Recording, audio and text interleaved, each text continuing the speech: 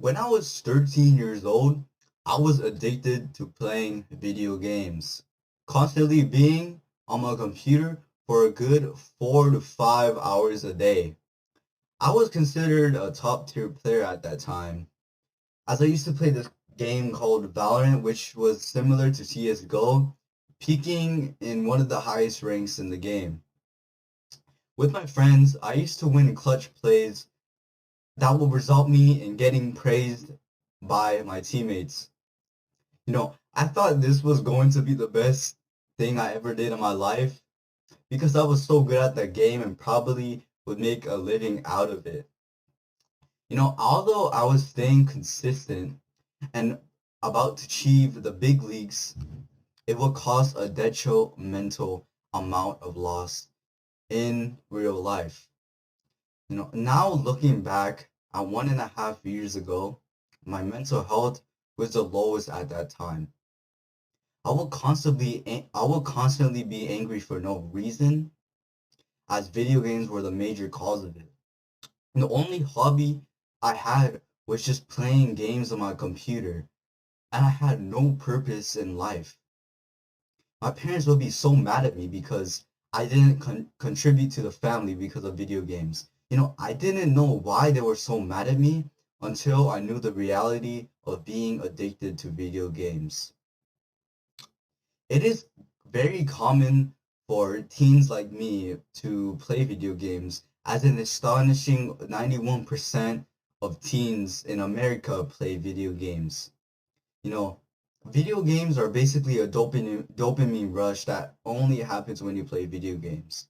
And I can say that all of us once played video games. But video games will destroy you. Same as being addicted to social media or YouTube, video games are equivalent to that if you cannot control it. And the worst part out of this is only having time to play video games and nothing else. Statistics find out roughly 2 to 3% of gamers can be clinically disordered. This might be small, but there are many negative effects that video games offer to us, such as poor sleep, hygiene, aggression, obesity and health problems, lack of motivation, and physical atrophy. You know, there are many downsides of playing video games, and the major causes are mental and physical. But many people who are addicted to video games never notice this, as they find excuses for video games to be good. Like, oh, the storytelling is good. You can make new friends virtually online than in real life. I can make money out of this. Yeah, but what does it do to yourself? Why don't you socialize in real life? How about you start a business and actually learn how to make money rather than just playing video games? All of these excuses were implied to me when I was addicted, and it trapped me from quitting it. But however, I quit my video game addiction roughly 1.5 years ago, and I can say that I am very grateful that I did it. I realized that my parents were actually telling the truth, and I didn't do anything but play video games. With quitting, I soon started to quit social media, and thereon, I started improving myself. Since then, I noticed that video games were just a complete waste of time.